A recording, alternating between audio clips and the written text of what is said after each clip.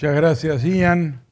Quiero en primer lugar agradecer a los organizadores, a Ángel Soto, a la gente de la Fundación y a todos ustedes por su presencia. Es para mí un gusto enorme estar nuevamente en una nueva edición de la Universidad Keito. Hemos tenido dos versiones de esta universidad en el Perú y espero que a la próxima muchos de ustedes o algunos de ustedes que quieran ir a comer bien nos visiten en Lima. De manera que sirva como un poco de propaganda para las próximas ediciones de la universidad. Creo que esta es una iniciativa muy importante que espero que disfruten enormemente.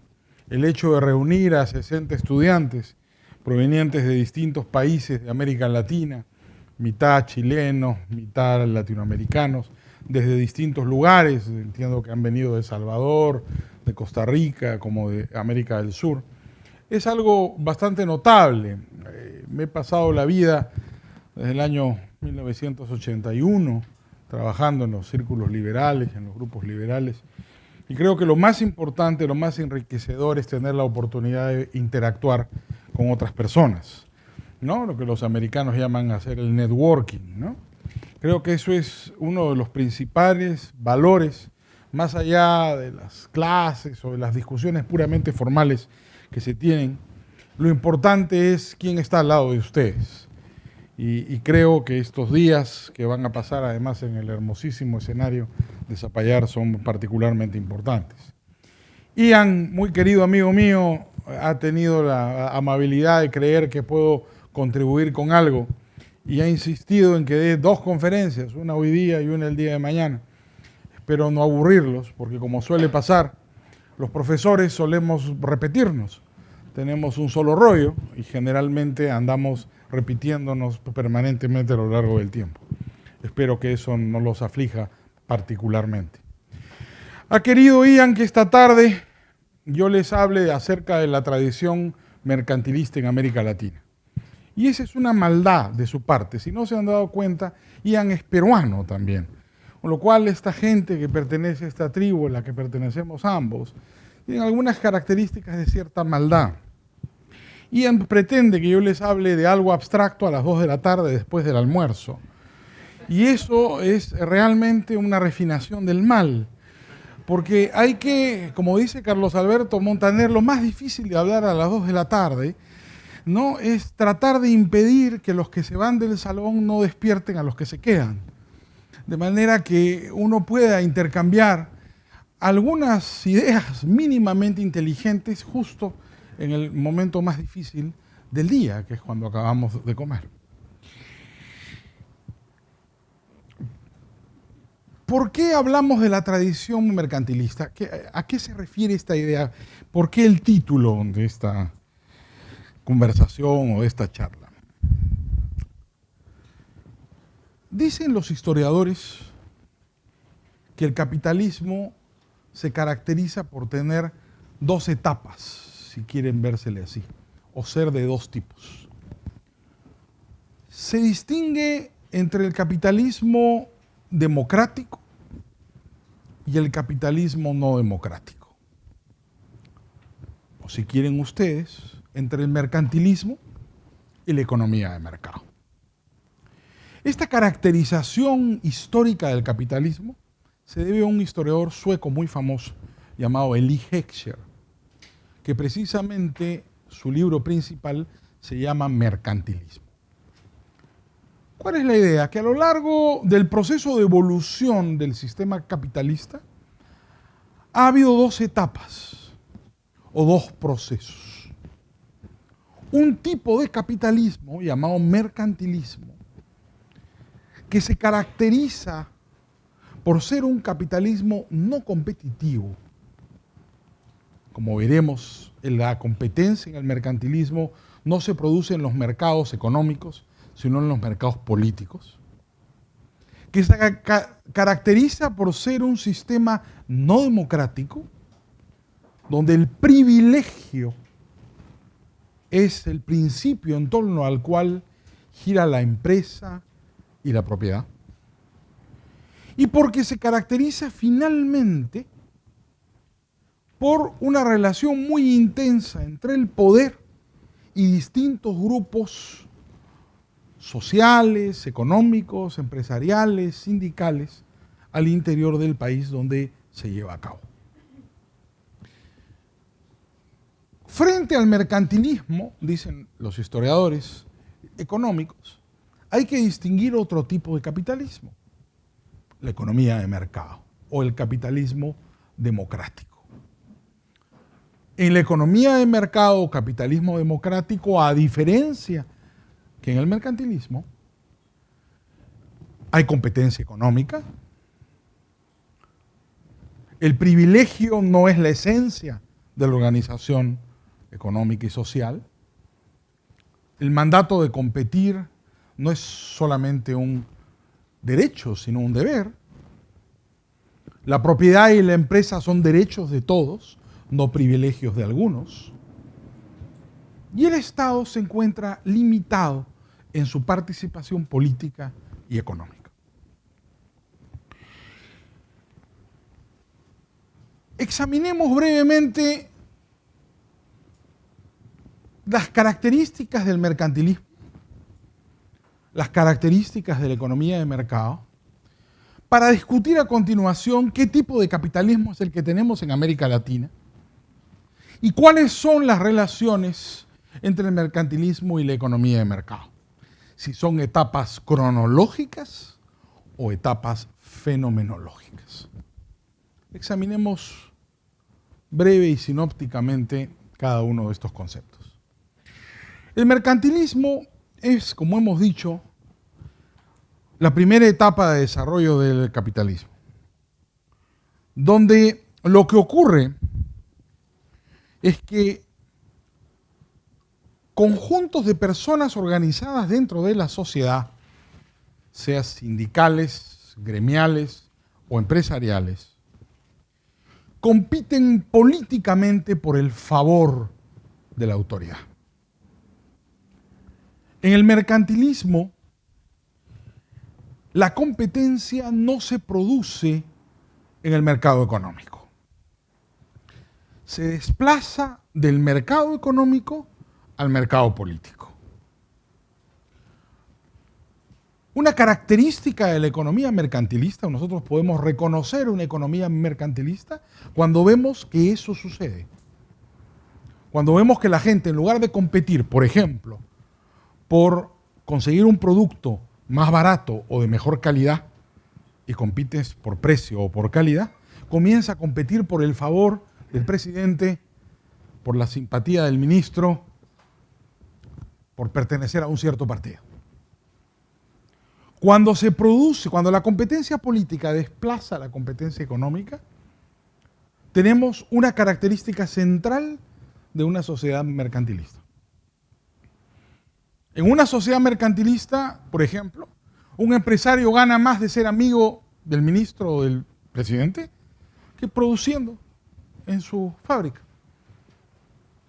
De tal manera que en una economía mercantilista, los empresarios, por ejemplo, también los gremios y los sindicatos, invierten mucho más en cócteles, recepciones, almuerzos, relaciones públicas, que en investigación o desarrollo de sus propios negocios. ¿Para qué invertir en marketing si ganas mucho más invirtiendo en ser amigo de los políticos? Financiando sus campañas o simplemente pagándoles los sobornos que sean necesarios para que te den la razón. Conseguir un reglamento es más importante que mejorar la productividad de tu negocio. Obtener la protección del gobierno para la actividad a la que te dedicas es más relevante que invertir o que dar empleo o que desarrollar nueva tecnología. En la economía mercantilista, una característica central de la economía mercantilista es, pues, que la competencia se desplaza del mercado económico al mercado político. Y los actores económicos, los agentes económicos, se convierten en realidad en agentes políticos, en gestores de intereses, en amigos de los gobiernos, en relacionistas públicos.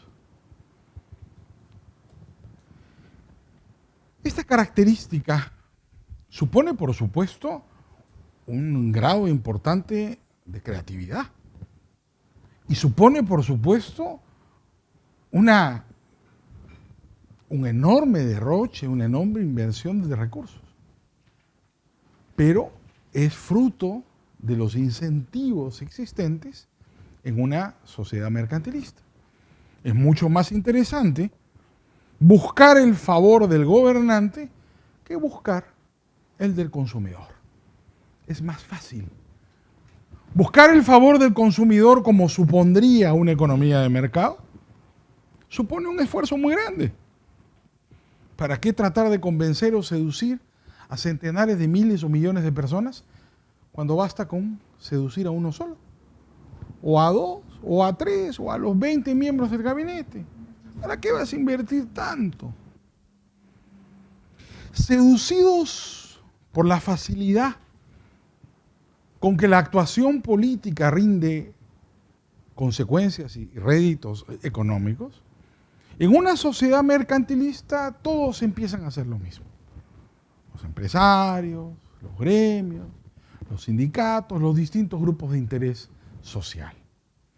Y van buscando conseguir de aquel que tiene el control de la actividad política la mayor cantidad de beneficios en su favor, por supuesto, a cambio de distintas dávidas o distintas exigencias que las autoridades políticas piden para conceder tales beneficios. Una segunda característica del capitalismo mercantilista es que la propiedad no es un derecho, es un privilegio.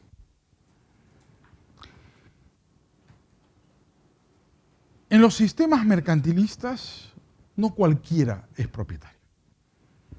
Son propietarias ciertas personas, o ciertos grupos, o ciertos gremios con acceso al poder político.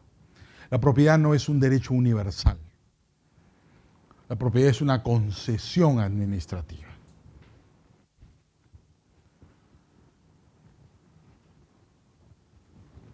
En la economía mercantilista yo no tengo derecho a la propiedad. El derecho me es reconocido, me es concedido, me es conferido por el presidente. Los dueños del país son los amigos del presidente. ¿Tú quieres participar? Bueno, entonces eres mi amigo. Tener la posibilidad de ser propietario en una economía mercantilista supone desarrollar primero un pacto político con el poder. Solo los grupos que son capaces de desarrollar un pacto político con el poder son propietarios en los sistemas mercantilistas. Empresarios o sindicatos o gremios o, por ejemplo, grupos indígenas. ¿No? En el Perú, creo que en Chile también está de moda el mismo tema, ¿no es cierto? Determinados grupos de poblaciones originarias, como le llaman los antropólogos hoy día, se reúnen y gestionan políticamente el reconocimiento, entre comillas, de una propiedad que en realidad es un privilegio administrativo, concedido a determinadas personas en función del respaldo político que le dan a la autoridad. Es un toma y daca. Tú me apoyas, yo te hago propietario. La propiedad entendida como una concesión, como una gracia, viene de muy antiguo. Hay por ahí quien dice que en América Latina difícilmente uno encuentra propietarios. En América Latina todos somos poseedores, en la medida en que la autoridad política nos tolera. En la medida en que no, porque somos sus enemigos o sus rivales, lo primero que corre riesgo es la propiedad, porque tranquilamente nos la quitan, nos la confiscan, nos la vulneran o la reducen en cantidad o en intensidad. La propiedad privada como privilegio es otra característica central de la economía mercantilista. Ahí donde la propiedad privada es privilegio y no un derecho, estaremos entonces también frente a un sistema mercantilista. Una cosa semejante sucede con la empresa. En las economías mercantilistas, la empresa, la sociedad anónima, no es un derecho de las personas, es un privilegio concedido por la autoridad. Yo te permito a ti hacer negocios, y solo a ti, porque me caes bien, porque eres mi amigo, porque formas parte de mi esquema. Los demás no se puede. Entonces, o confieres monopolios, o concesionas, o das derechos exclusivos a ciertas personas, pretiriendo los derechos de los demás. Y de esa manera, por supuesto, enriqueces enormemente a ciertos grupos, a costa de los otros. Ni la propiedad ni la empresa son derechos universales en las sociedades mercantilistas. Las sociedades mercantilistas se caracterizan porque la propiedad y la empresa son de ciertos grupos ligados al poder. Caracteriza también a la economía mercantilista y a las sociedades mercantilistas un hecho muy importante. En los sistemas mercantilistas, la ley es un reflejo del poder y no un límite del poder. Ustedes podrán identificar a una sociedad mercantilista cuando sus leyes, en lugar de limitar el poder, lo reflejen. No hay Estado de Derecho en las economías mercantilistas. Hay un Estado de mera legalidad, que no es un Estado de Derecho. ¿Por qué? Porque hay leyes nominalmente vigentes, pero que no limitan al poder, sino lo reflejan. Bien porque son, por ejemplo, esquemas redistributivos que el Estado utiliza para satisfacer clientelajes políticos, bien porque son esquemas corruptos donde el Estado satisface otro tipo de intereses, o bien porque responde a prejuicios, a ideas determinadas, a posiciones ideológicas, ¿no es cierto?, que sirven para que el Estado, el presidente, el grupo que controla el Estado, mantenga la estructura de poder predominante. Entonces, en una sociedad mercantilista, el derecho no está hecho para unir, sino para separar. El derecho no está hecho para convertirnos en seres libres, sino para oprimirnos. El derecho no limita el poder, lo refleja. Estado de legalidad no es lo mismo que Estado de Derecho. El Estado de Derecho, la esencia del Estado de Derecho es la limitación del poder a través de la ley, lo que supone hacer a todos iguales ante la ley. En una economía de mercado, entonces, en una economía mercantilista, entonces, no hay dos personas iguales ante la ley. Todos somos distintos y distintos somos tratados. La diferenciación, la distinción, esta falta de igualdad es esencial en los sistemas mercantilistas. A lo largo de la historia de los sistemas económicos, la economía mercantilista tuvo en un determinado momento una posición protagónica.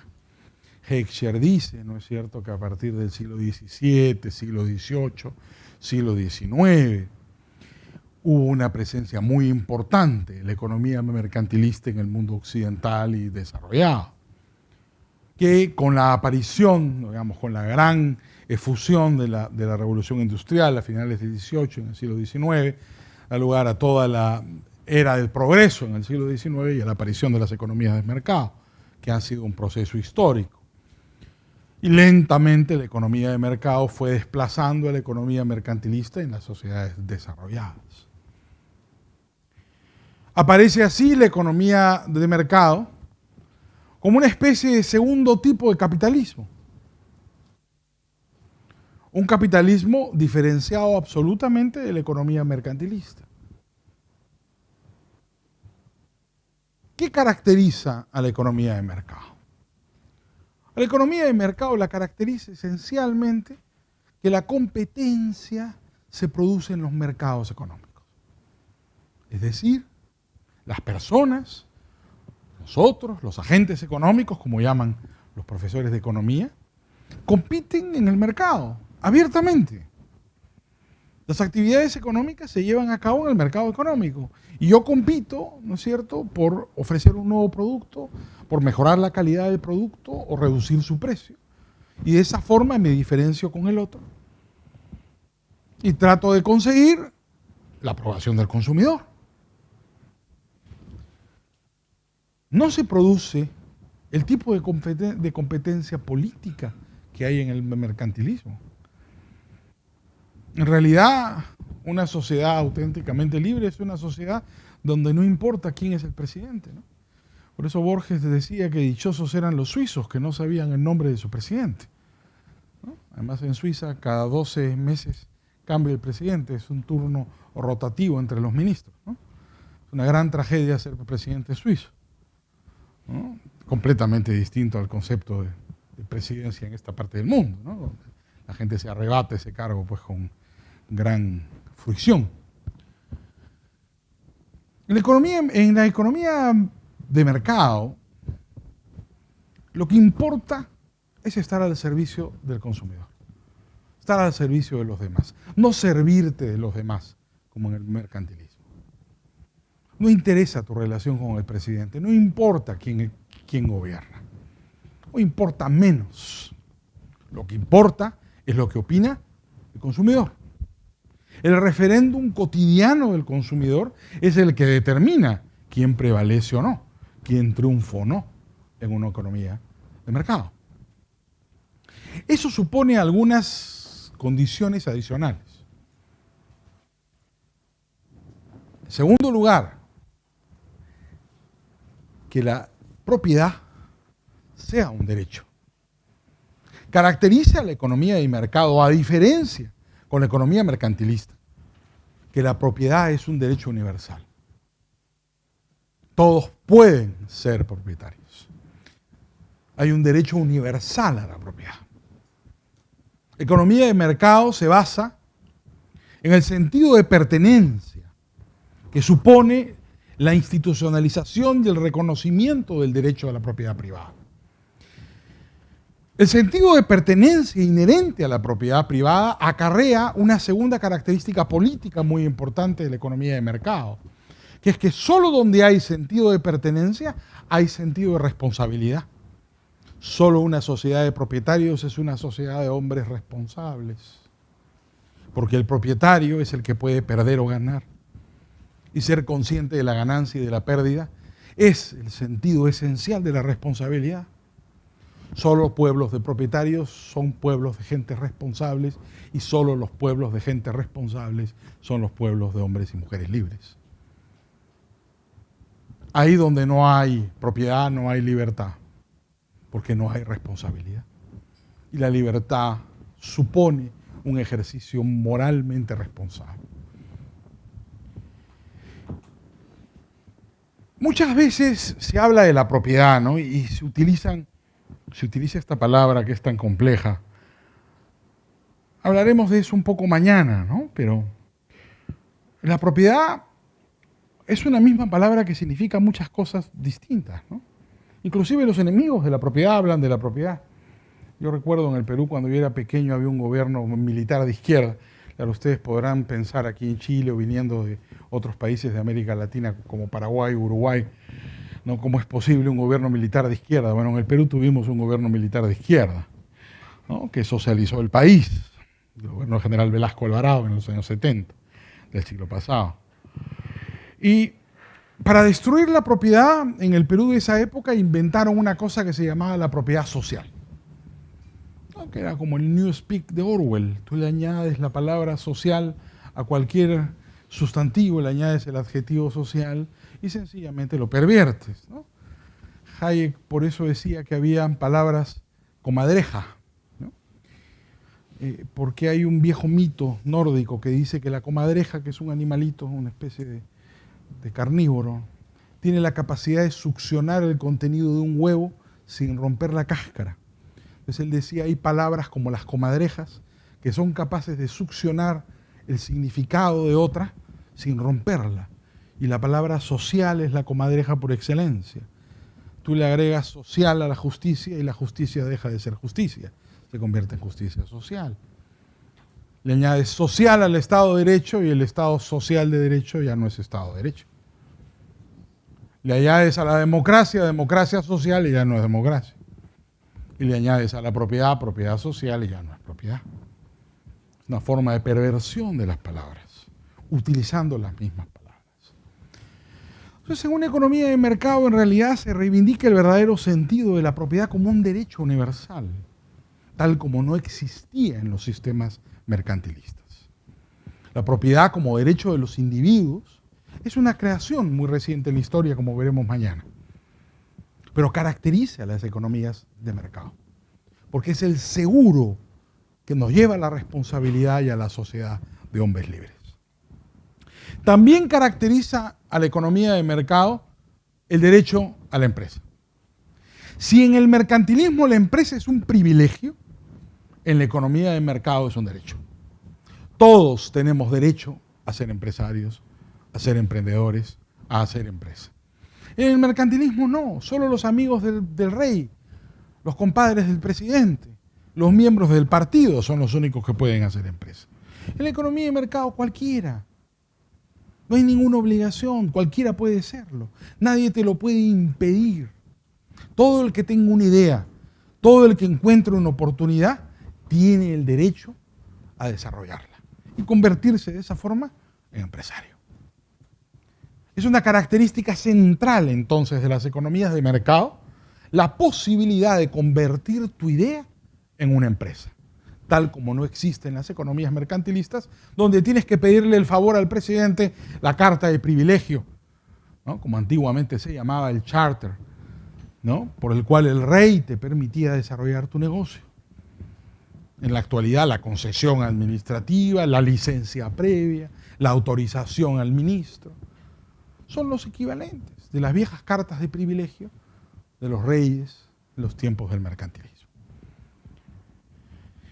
Si la economía de mercado se caracteriza entonces por ser un sistema donde la competencia se desarrolla en los mercados económicos y no en los mercados políticos, donde hay un derecho a la propiedad privada y un derecho a la empresa privada, es también porque, a diferencia de lo que ocurre en las sociedades mercantilistas, en la economía de mercado es consustancial al sistema la existencia de un Estado de Derecho. Es decir, la ley limita al poder, no refleja al poder. En las economías mercantilistas la ley es un reflejo del poder. En las economías de mercado la ley es un límite al poder. Hechas estas precisiones un poco sinópticas, tratemos de aterrizar un poco por propósitos prácticos. Esta es una universidad que tiene la idea de servir para algo. La idea es que ustedes saquen de aquí algo de conocimiento práctico y con intenciones políticas, además. Yo plantearía la discusión en torno a dos argumentos. En primer lugar, ¿son cronológicas estas etapas del capitalismo? Es decir, como creía Wright Mills, tenemos que pasar primero por el mercantilismo para pasar después por la economía de mercado. ¿Son cronológicas estas etapas o fenomenológicas? ¿Ocurren simultáneamente todo el tiempo o son etapas sucesivas las unas de las otras? Y en segundo lugar, ¿en qué etapa vivimos en América Latina? ¿Somos una economía mercantilista o somos una economía de mercado? Yo creo que estas dos preguntas nos llevan a reflexiones, en realidad están muy relacionadas las unas con las otras. Heckscher y los historiadores clásicos creían que el mercantilismo era antes que la economía de mercado y que se trataba de etapas cronológicas. Uno atravesaba el mercantilismo y salía del mercantilismo hacia una economía de mercado. ¿No? Esa cierta visión de la historia en etapas sucesivas, yo creo que no es exacta. Ustedes leen a Heckscher, a Sombart, que era un socialista, pero tiene trabajos muy interesantes. El burgués de Sombart es un clásico, ¿no? O se leen a los sociólogos norteamericanos, mencioné Wright Mills hace poco, las etapas del pensamiento sociológico de Wright Mills. Él pensaba que había una suerte de cronología, que uno tenía que pasar primero por una sociedad donde había que acumular fuerzas, desarrollarse, ¿no es cierto?, adquirir conocimiento tecnológico, que eso implicaba salir del mercantilismo, de este capitalismo antidemocrático, y pasar a una economía de mercado como una suerte de una etapa superior, donde el capitalismo se volvía un capitalismo democrático. Yo creo que no es tanto así. Yo tengo la impresión de que entre el capitalismo mercantilista y el capitalismo entendido como economía de mercado, en realidad hay más que una sucesión cronológica, un paralelo fenomenológico. Son sistemas que conviven. Hay espacios mercantilistas en sociedades de economía de mercado y espacios de economía de mercado en sociedades capitalistas, en sociedades mercantilistas. Claro, hay sociedades, y en materia de grado, más mercantilistas que otras, y sociedades que son más de economía de mercado que otras. Estados Unidos, uno pensaría, ¿no? Es un país de una economía de mercado, sí, pero con espacios de mercantilismo muy importantes. Pónganse a pensar nada más en la contratación militar, en los contratos de obra pública. ¿No? Ahí hay poca transparencia, inclusive en la economía, en una economía tan competitiva como la economía norteamericana. Francia, que uno podría decir es la séptima, es la quinta potencia industrial del mundo. Claro, es bastante más mercantilista Francia que Suiza. En Francia el presidente tiene muchas posibilidades de intervenir económica y políticamente. Claro, es materia de grado. Y en materia de grado el tono de grises es casi infinito. Por supuesto, hay economías mayoritariamente mercantilistas, dramáticamente mercantilistas, con muy pocos espacios a la economía de mercado. Y hay al revés sociedades muy intensamente competitivas, con una economía de mercado muy importante y muy pocos espacios de mercantilismo. ¿En qué etapa nos encontramos? ¿Dónde está América Latina? ¿Cuál es el carácter de la sociedad latinoamericana? Un gran historiador chileno, Claudio Vélez, al que yo admiro mucho, sostiene que América Latina ha tenido siempre una tradición mercantilista. Por ejemplo, dice Vélez en un libro llamado La tradición centralista de América Latina, muy famoso en los años 80, ¿no? Cuando Vélez estaba todavía en Australia, después se fue a Boston, creo que ha regresado a Australia, donde Vélez sostiene, por ejemplo, que en América Latina nunca hubo feudalismo, ¿no? Que esta afirmación que sostienen algunos economistas marxistas respecto de la existencia de prácticas feudales en América Latina, y señalan principalmente a México y a Perú, es absolutamente falsa, no se riñe con la evidencia histórica. De hecho, en Castilla, dice Vélez, nunca hubo feudalismo. Castilla era un reino burocrático, un reino militar, pero sin feudalismo. No un feudalismo semejante al feudalismo francés, alemán o inglés. Simplemente era una corona burocrática, donde los nobles eran burócratas al servicio de la corona. Y que ese esquema se traslada, mutatis mutandis, cambiando lo que haya que cambiar, a la América española. Entonces dice Vélez que América Latina fue desde la llegada de los españoles una sociedad mercantilista, calcada de un mercantilismo clásico de Castilla. El reino de Castilla fue una sociedad mercantilista y en América Latina hemos tenido una sociedad principalmente mercantilista. Toda la colonia y buena parte de la República. Recién, cuando empieza un profundo movimiento de reformas económicas e institucionales en América Latina, que empieza en distintos momentos en los distintos países de América Latina, por ejemplo, en Chile empieza antes que en Perú, ¿no? Y en otro momento que lo que ha pasado, por ejemplo, en México o lo que ha pasado en Colombia. recién es a partir de esos movimientos de reforma económica institucional que la sociedad de América Latina ha comenzado a abrirse hacia esquemas de economía de mercado, suponiendo no solamente un fenómeno económico emergente, por ejemplo la economía informal en América Latina, sino también importantes reformas institucionales, procesos de privatización, de desregulación, de reducción del aparato estatal, de nuevas legislaciones en América Latina, permitiendo el desarrollo de la creatividad y de la actividad privada, que suponen un importante proceso de transformación de la sociedad de América Latina. Es difícil, por supuesto, generalizar. No ha pasado lo mismo en Venezuela en los últimos 20 años que en Colombia, siendo los dos vecinos. No ha pasado lo mismo en Perú que en Bolivia o en Ecuador, siendo los tres vecinos y sociedades muy parecidas, con una fuerte presencia indígena. Pero en general, en muchos países de América Latina, se ha producido un importante proceso de transformación que no puede dejar de reconocerse. Aunque superviven enclaves de autoritarismo también innegables en la sociedad latinoamericana.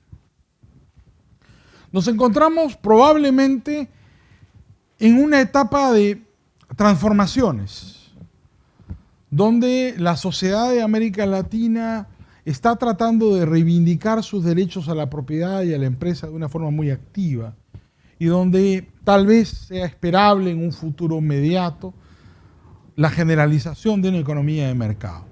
Probablemente, pero eso no será fácil ni será rápido, y será parte de un proceso de desarrollo histórico evolutivo que muchas veces o esencialmente es impredecible.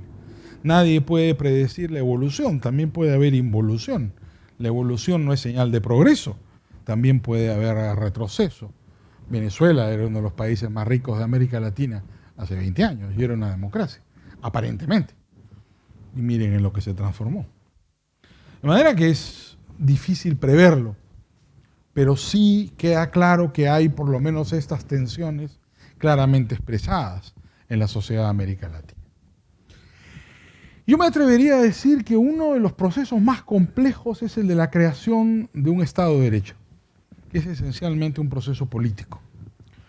¿Por qué? Porque en general, quien es presidente de un país, quien gobierna un país, personal o partidariamente, un grupo o un individuo, le resulta muy difícil renunciar al poder, ¿no? Es muy famosa esa frase de Lord Acton que dice que el poder corrompe y el poder absoluto corrompe absolutamente. Pero Lord Harris dijo que Lord Acton se había equivocado, porque dijo, efectivamente el poder corrompe, pero el poder absoluto es delicioso. Y es exactamente lo que sucede con el poder absoluto. Quien lo tiene difícilmente renuncia a él. Por lo cual la creación de un Estado de Derecho a largo plazo, garantía de que la propiedad sea un derecho para todos, de que la empresa sea un derecho para todos, que la gente tenga que competir en el mercado económico, de ponerle límites a los políticos, es un proceso evolutivo muy complejo, porque supone autocontención para el político, supone actos de renunciamiento para el político, cosa que es muy difícil de admitir.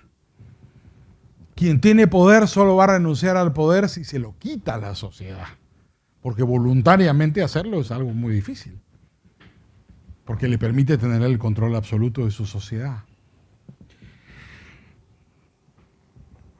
Les cuento de la experiencia peruana, que es el país del cual puedo hablar. No me atrevo a hablar de Chile, ni de Paraguay, ni de Costa Rica.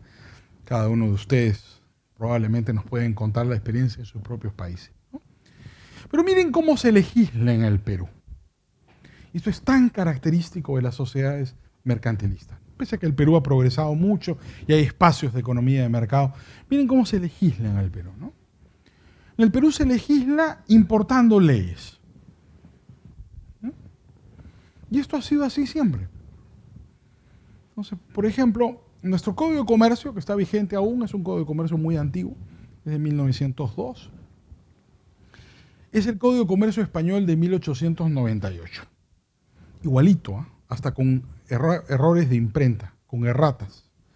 Pero claro, en esa época no había internet y la gente se trajo un libro de España que estaba lleno de errores. Entonces adoptaron la legislación española, incluidos los errores de la edición que se trajeron a un barco.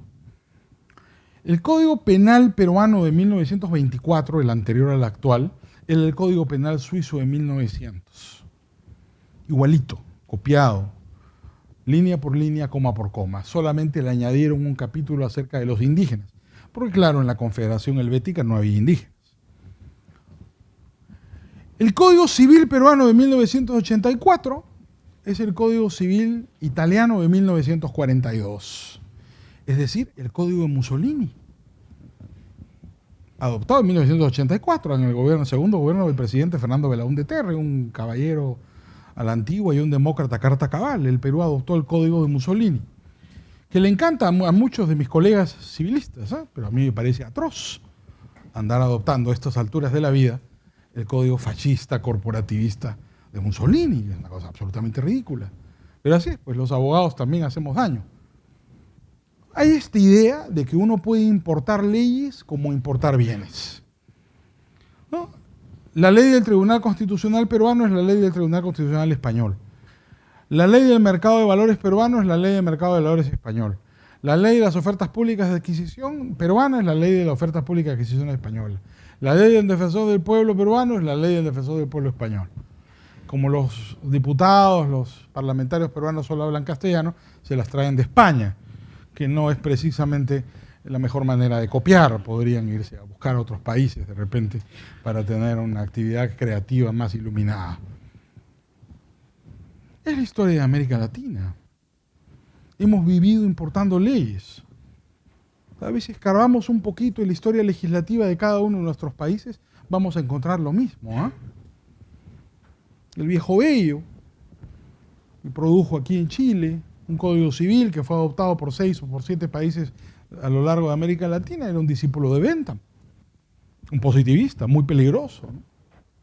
Bello trajo la idea a América Latina de que una ley se deroga solo mediante otra ley y destruyó el sistema jurídico, porque la costumbre no puede derogar a la ley en América Latina, cuando en todo el sistema jurídico occidental la costumbre deroga la ley.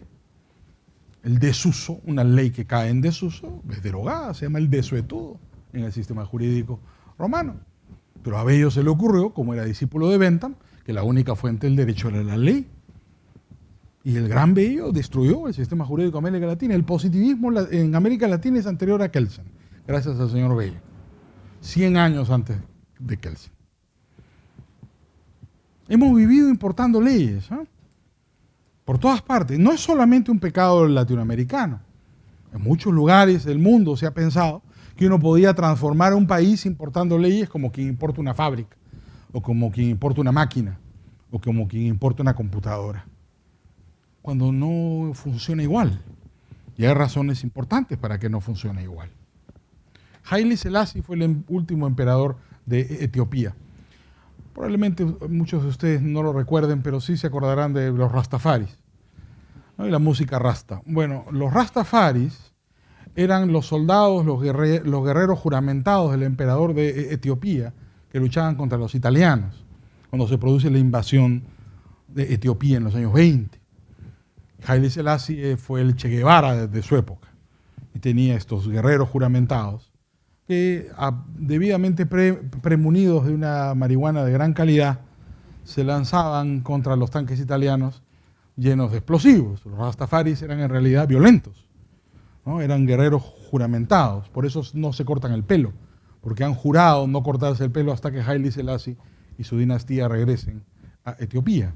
Y por eso la bandera Rastafari es la bandera de Etiopía, ¿no? Bueno, este señor, Haile Selassie, quiso transformar Etiopía en un gran país y contrató al que era el profesor de derecho más famoso del mundo y le encargó hacer un código civil. Ese señor se llamaba René David, era un profesor de la Sorbona. Y le pidió, ¿no es cierto?, que escribiera el mejor código civil nunca hecho. Y este señor, René David, cual Julio Verne del Derecho, sin salir de su atelier en París, escribió un código civil para Etiopía. Mis profesores de Derecho en la Católica de Lima, allá por los años 80, decían que era el mejor código de la historia. Claro, con el pequeño detalle que nunca nadie lo había obedecido. Pero claro, los negros milenarios de Etiopía jamás se enteraron que tenían el mejor código del mundo. Porque esa forma de legislar no es otra cosa más que convertir al derecho en literatura, en mala literatura. Las constituciones del Perú, una detrás de otra, han sido consecuencia de golpes de Estado. Todas. No los voy a aburrir retrocediendo en la historia del Perú innecesariamente, pero digamos las últimas constituciones del siglo XX han sido todas consecuencia de golpes de Estado.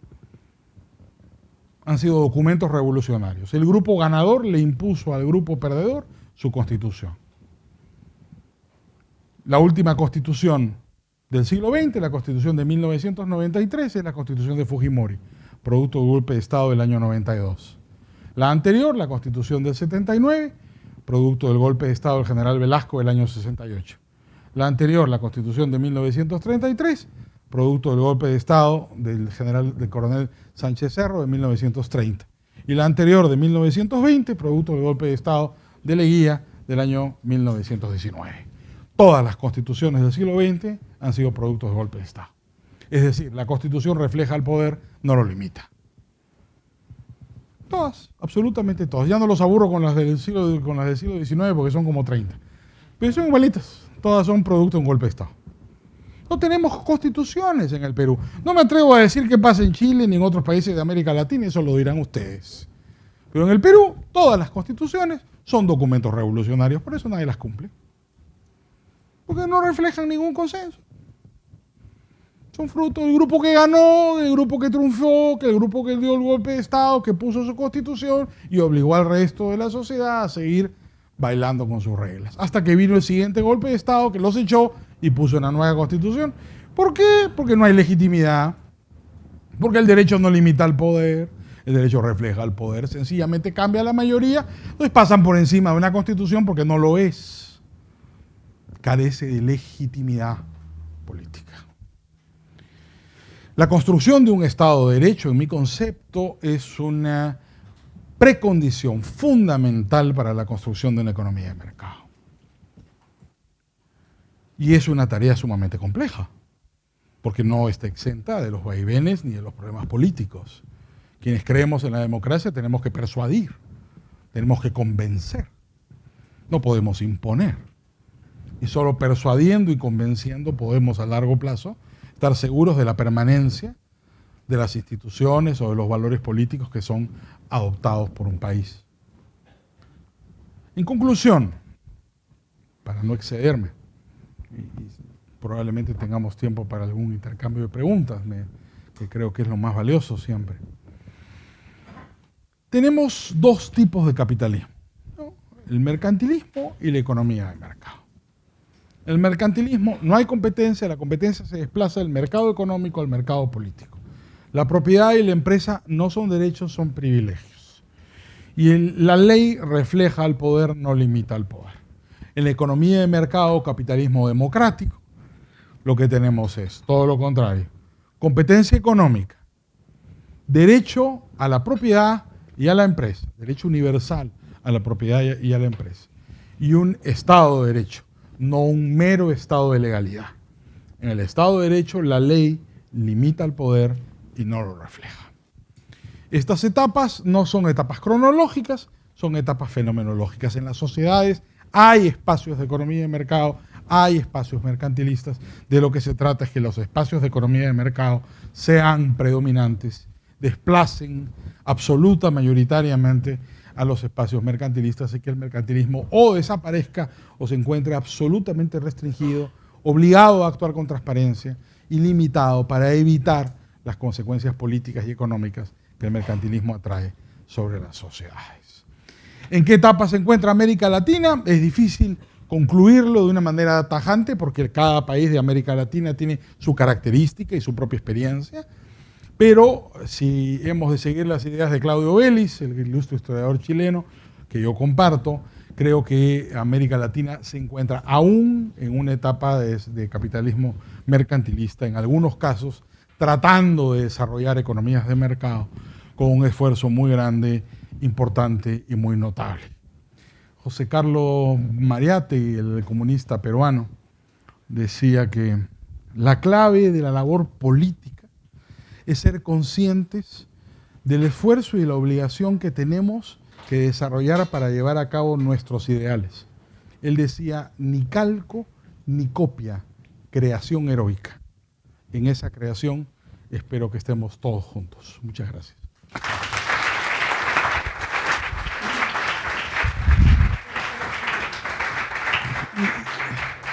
Si hay preguntas, por supuesto, con todo gusto, creo que hay un micrófono por ahí.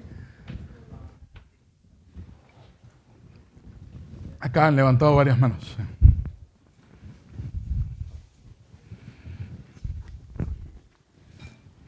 Hola, profesor. ¿Cree usted que ayudaría a limitar el poder, sobre todo en este contexto latinoamericano que está en transición, una ley del lobby? ¿Y qué elementos cree que usted debería tener esa legislación para ese objetivo? A ver, yo en general todas estas leyes que tratan de crear controles, yo tengo un poquito de escepticismo. Creo que no son muy eficientes. Yo creo que lo mejor es limitar las posibilidades que tiene el gobernante de conceder privilegios. Porque al final tendrías que hacer una ley del lobby para cada cosa que hagas, ¿no? Y no vas a poder nunca evitar que finalmente la gente hable entre sí.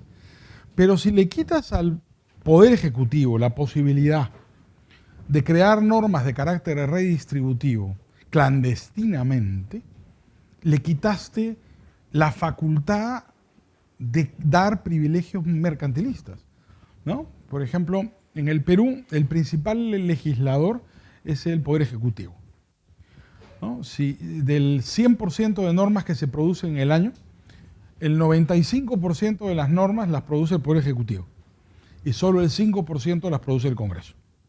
Y las normas que produce el Poder Ejecutivo, los reglamentos, los decretos, las resoluciones, las decisiones del Poder Ejecutivo, no están sujetas a ningún procedimiento transparente.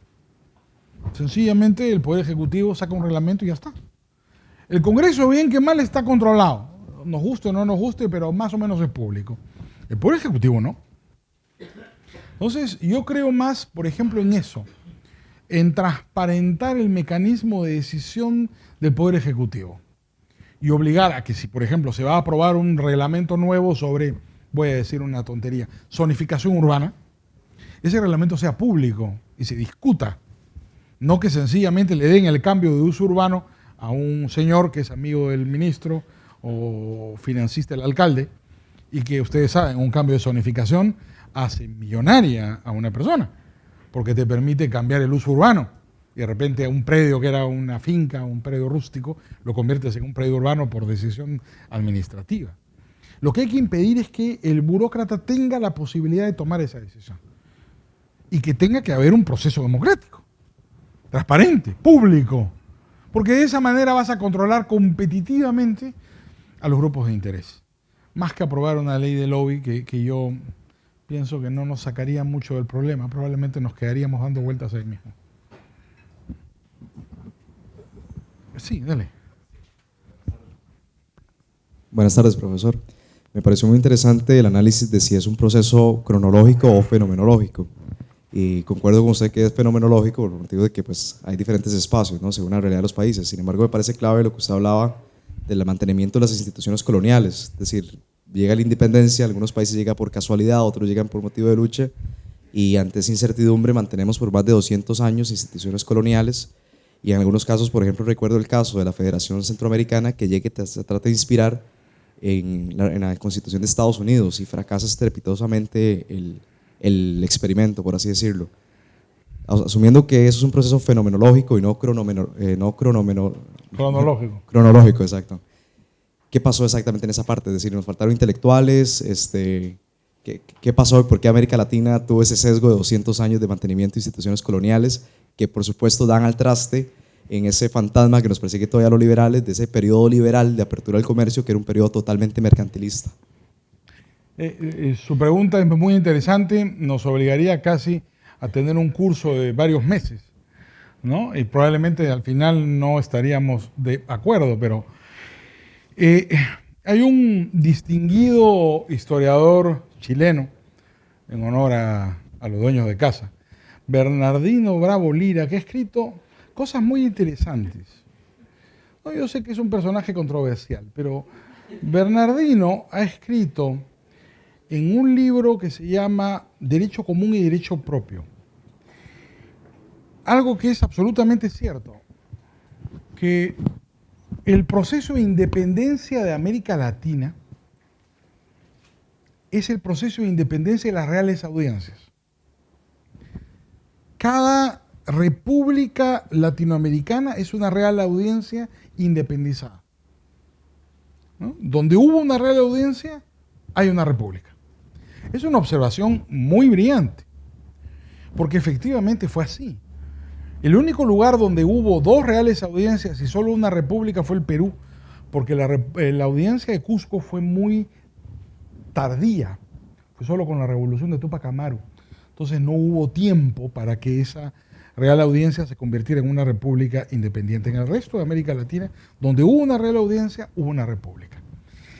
Eso para ir a tu punto, ¿no? Cómo los estados republicanos surgen en torno a la pervivencia de las instituciones coloniales.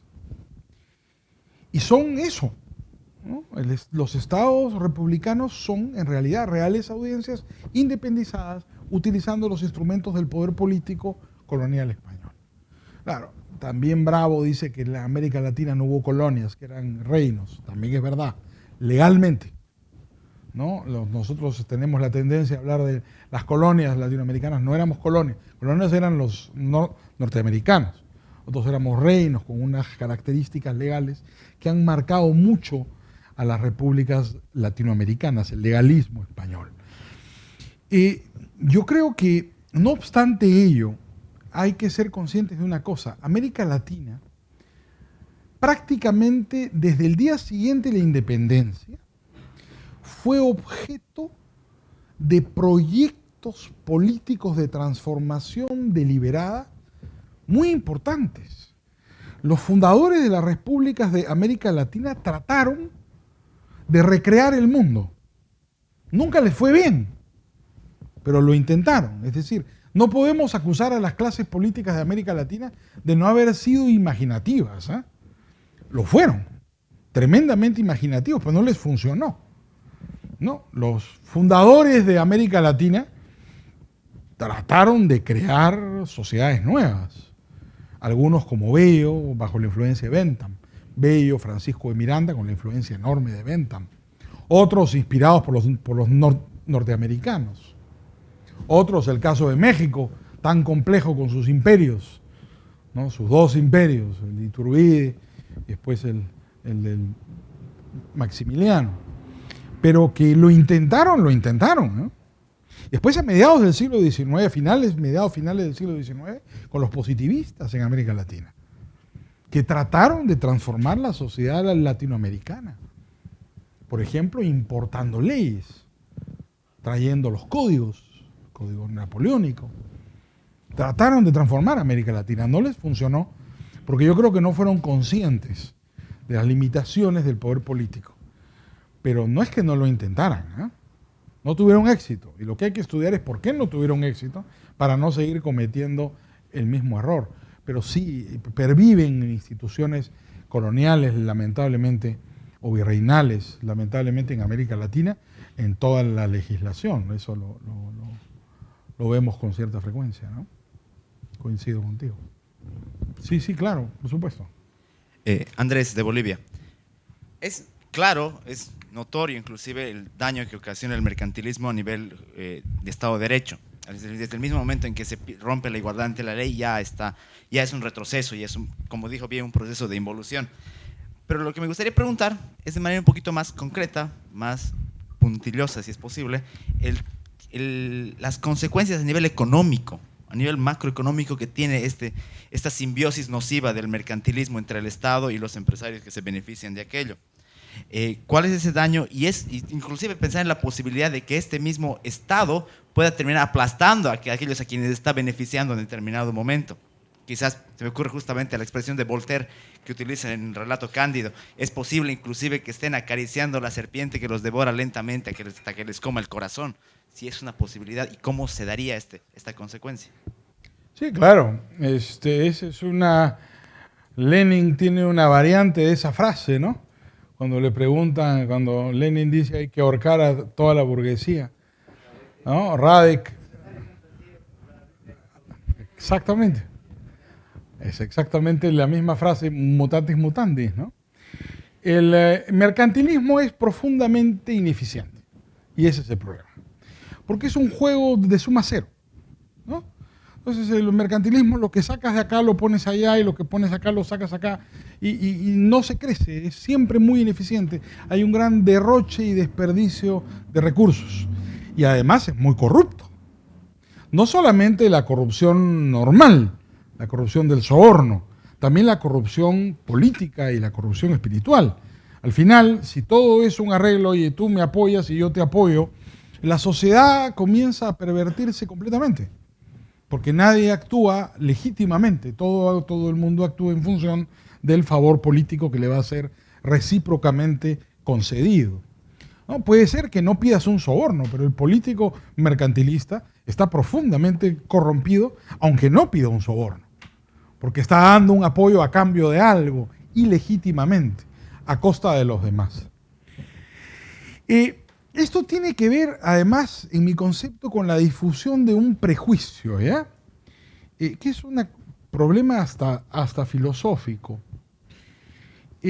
La gente cree que la riqueza de unos es a costa de la pobreza de los demás. Este prejuicio, muy difundido, viene históricamente del error de un filósofo muy famoso del siglo XVII, llamado Montaigne.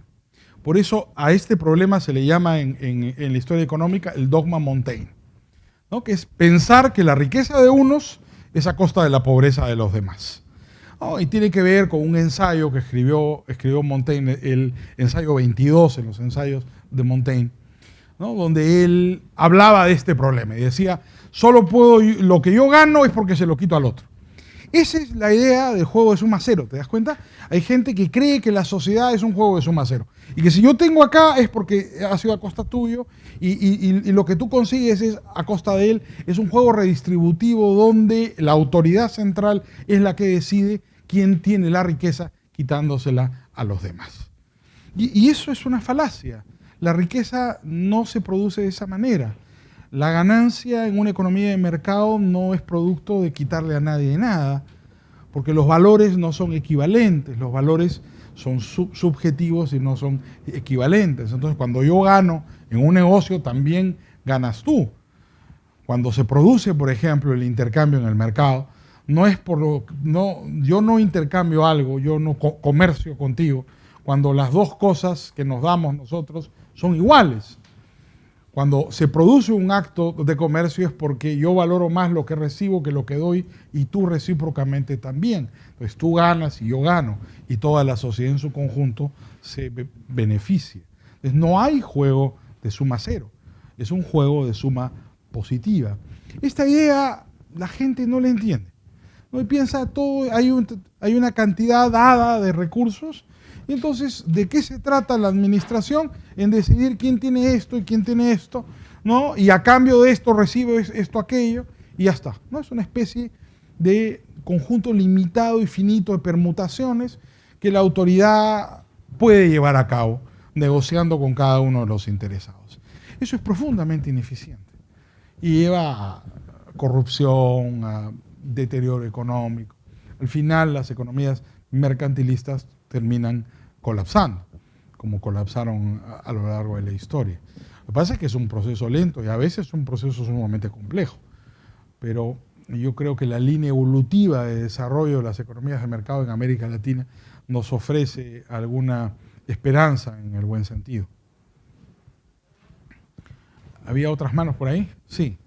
Buenas tardes, profesor. Mi nombre es Rafael Ruiz del Salvador.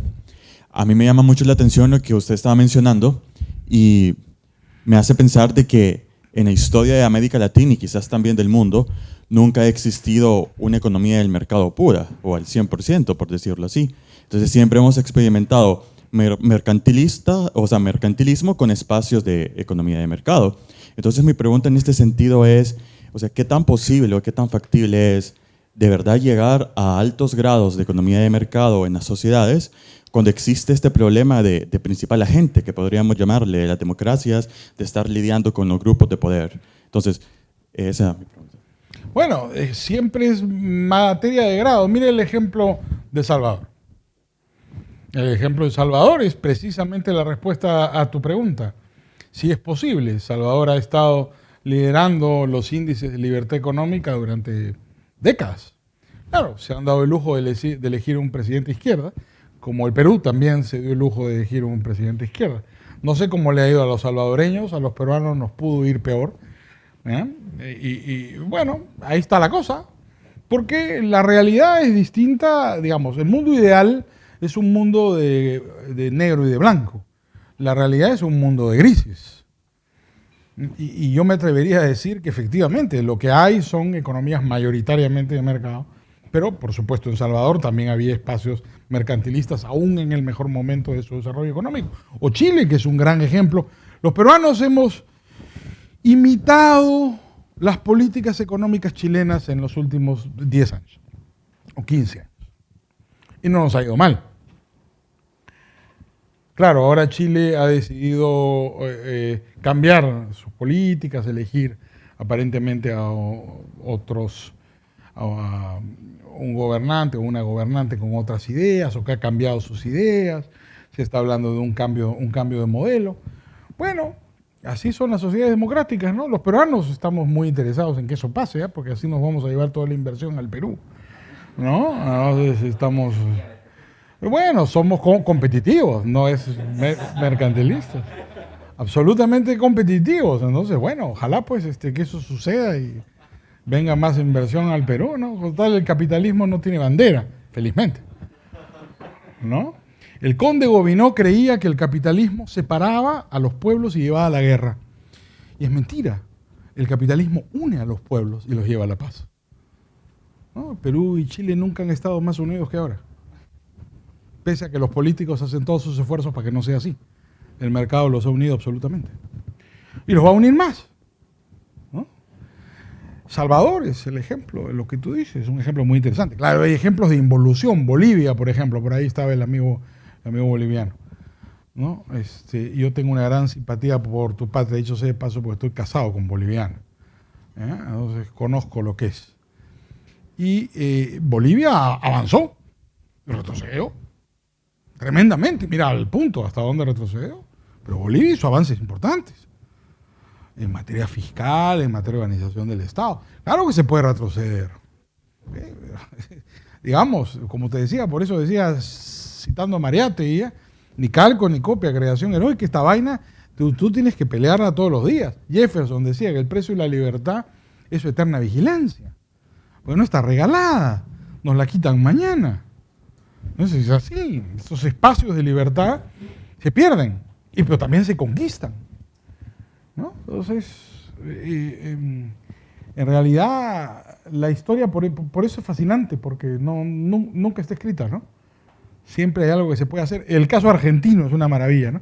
Aquí hay varios argentinos que no levantan la mano todavía. Yo no me explico cómo es un país tan fascinante, ¿no? Cómo se han empecinado en destruirse a sí mismos.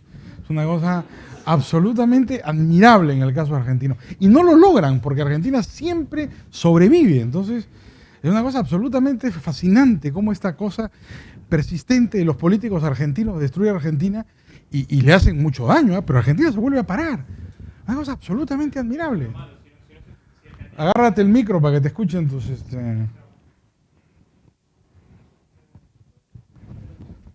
Está prendido, creo.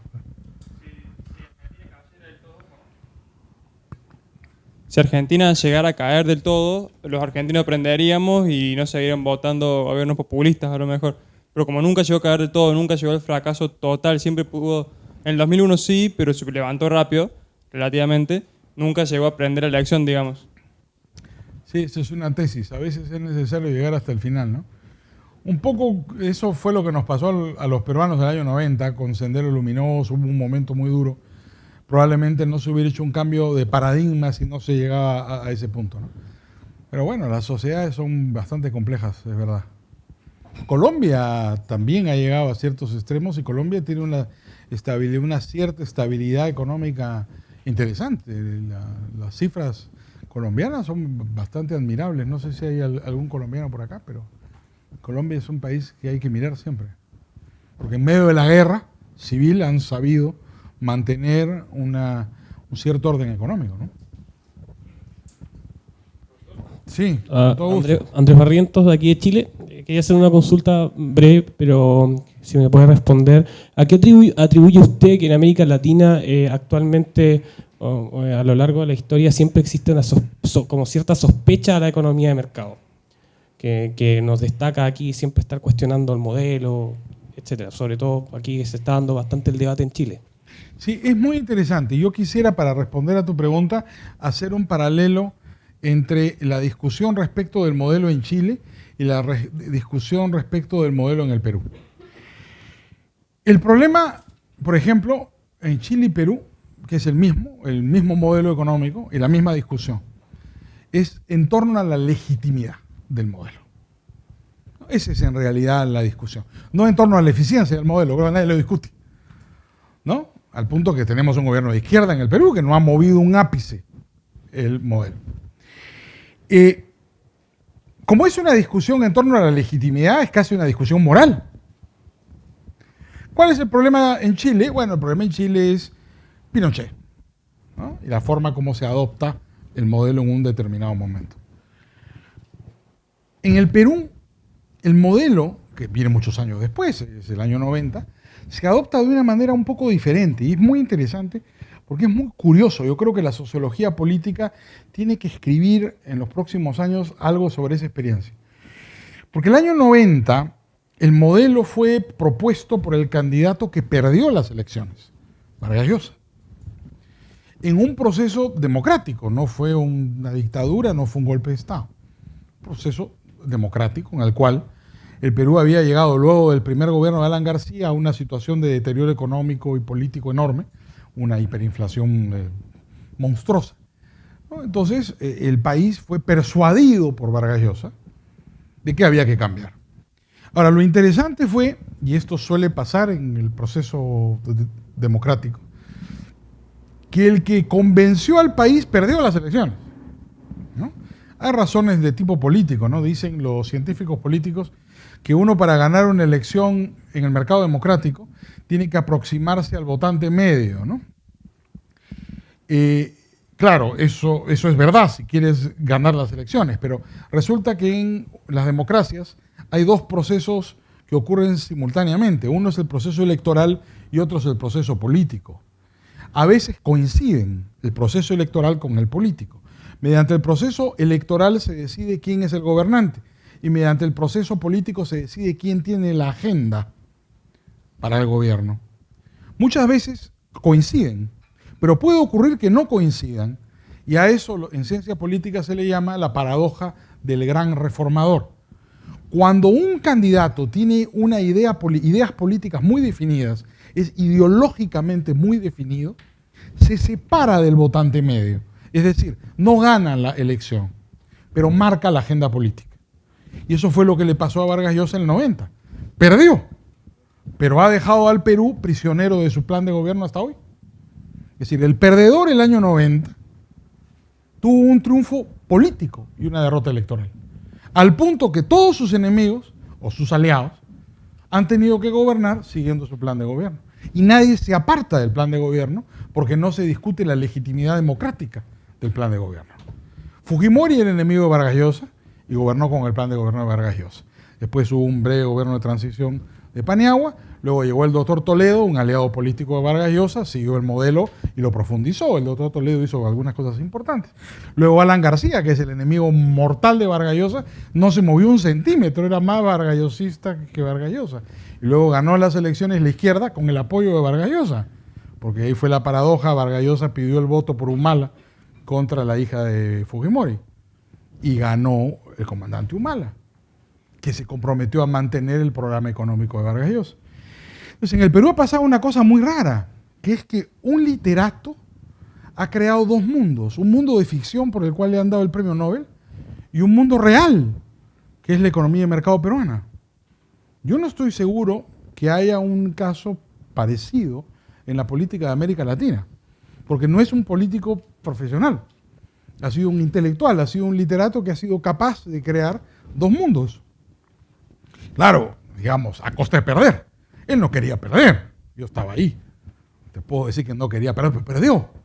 Lo interesante es estudiar por qué perdió y las consecuencias de la derrota. Curiosamente, la derrota electoral de la derecha liberal vargallosista en el Perú le dio la legitimidad política al modelo peruano. Por ahora, ¿no? Ya llevamos 4 gobiernos consecutivos, yo no sé si uno quinto, da la impresión que el próximo va a ser Alan García de nuevo. En Perú tenemos la mala costumbre de reelegir este gordo cada 10 años. Pero García de hoy es pues parece un conservador inglés, es un caballero muy correcto, que se porta muy bien y bueno, en fin.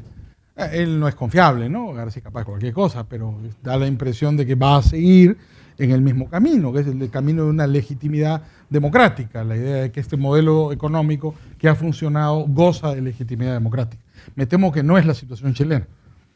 Y en todo caso, corresponderá ya al propio desarrollo de la política chilena defender ese modelo o construir una fundamentación legítima de ese modelo, pero un poco la experiencia peruana creo que puede ser por lo menos un ejemplo a tomar en cuenta, ¿no? Sí, dale. ¿Qué tal? Gabriel Paredes, de México. Veo y entiendo que en el mercantilismo existe una gran cantidad de... Más bien, la corrupción es como punto esencial en las relaciones entre empresarios y gobierno. ¿Cómo haríamos para promover la cultura de la legalidad, la cultura liberal en países tan mercantilistas y tan corruptos? Algunos dirían que con las instituciones, pero las instituciones restringen la libertad y entonces crearíamos una paradoja. ¿Cómo le hacemos para crear una cultura liberal a través de una moral racional casi randiana o cómo? Es una gran pregunta, ¿no? Si se puede construir deliberadamente la libertad. Los girondinos en la Revolución Francesa pensaban que sí. Y muy influidos por Rousseau, decidieron que todos fueran libres. Y lanzaron los ejércitos revolucionarios franceses por toda Europa a obligar a la gente a ser libres. ¿Ah? Lo maravilloso cuando ustedes leen la historia de la Revolución, ¿ah? Es que el que se oponía, además con unos discursos llenos de sentido común, era un delegado, notario público llamado Maximiliano Robespierre, que en un célebre discurso en la asamblea se paró a decir que los girondinos estaban locos y que uno no podía obligar a la gente a ser libre ni lanzar a los ejércitos a matar a nadie. Robespierre, la tesis de Robespierre era muy interesante en esa época. Robespierre decía que para poder ganar un pueblo no podías invadirlo, pues, ¿no? Que en Francia la revolución había triunfado porque los nobles y el clero se habían unido a la revolución. En cambio, si los ejércitos revolucionarios invadían Europa, lo que iba a pasar es que todo el mundo se iba a unir contra los ejércitos revolucionarios. Claro, cuando cayó la Gironda y subió Robespierre no retiró ni un solo soldado de ningún país que estuviera ocupado en ese momento, ¿no? Y continuó la guerra revolucionaria. Y yo creo que no se puede obligar a la gente a ser libre, ¿no? y que el proceso de creación de una sociedad libre es un proceso cataláctico, por tomar la terminología missiana, ¿no? Es consecuencia de el desarrollo de espacios de competencia en la sociedad.